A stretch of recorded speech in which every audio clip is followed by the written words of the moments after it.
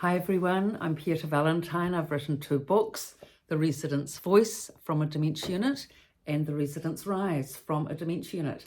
Today's session is on staff connecting with residents. Now, of course, staff want to connect with residents, but the thing is that time is always the issue with staff in a dementia facility.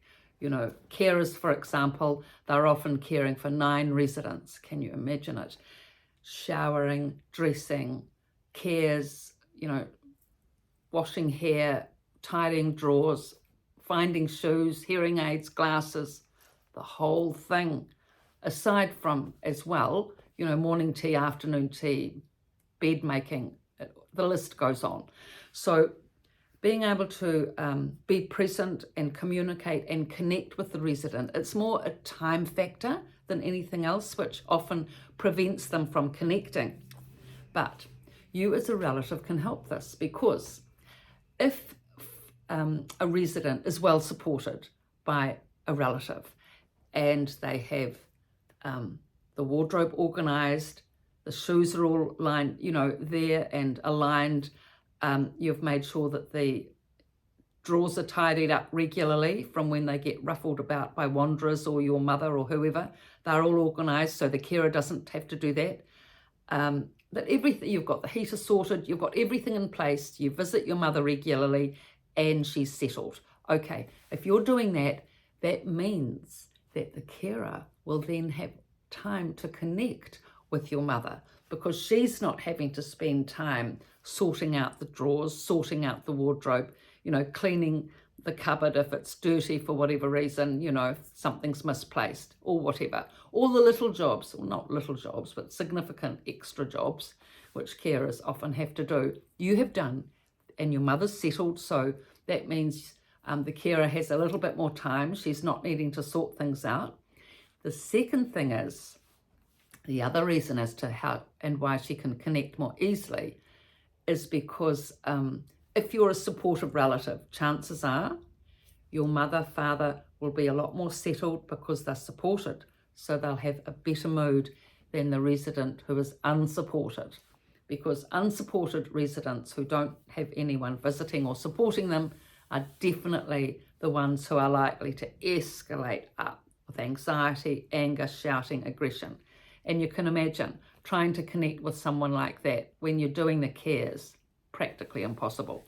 So if your mother's in a good mood and she's supported by you and the room is tidy and organised, that means the carer has time to be able to sit with your mother and connect, have a chat, asking how she is, asking about the photos on the wall, encouraging her with, advising her that activities are coming up that you've written on the trusty whiteboard in her room where she can see it, that Wednesday, Sue is coming, picking her up to take her out for lunch. So the carer can then, talk about, oh, Sue's coming to pick you up on Wednesday, for lunch. I think it's a birthday celebration for a friend of yours. So we'll get you, dressed up in a nice outfit and talk and what would you like to wear and discuss that, so that your mother can have those rich anticipatory feelings for the birthday lunch coming up on Wednesday. So these are the ways that, it's great for the carer too. I mean, it's nice for their cortisol levels to settle and be able to, engage with a resident. And your mother gets company, she gets encouragement, she gets good contact, and of course then she'll develop a relationship with that carer, which is a positive one. And of course, whenever there's a positive relationship, there's going to be a positive spin-off from that. So this is the way that you can help carers connect with residents, and it's just an automatic, run-on of events from support and practical management of everything that's going on. Actually, the other thing too is often overlooked in terms of support and connecting with your mother at the unit, people connecting with your mother. It's not just the doctor and the nurse, which we always pretty much remember, but the laundry girls and the cleaners are a very big part of a dementia unit, a really big part, and often the only friends that residents make, you know, in the day regularly, because the reason being that even though they come in daily, so the laundry change, clean laundry comes in each day in New Zealand anyway, clean set of clothes every single day. And so the laundry girl generally has, 5 minutes in the room to take off the laundry and put it in the wardrobe and drawers or whatever.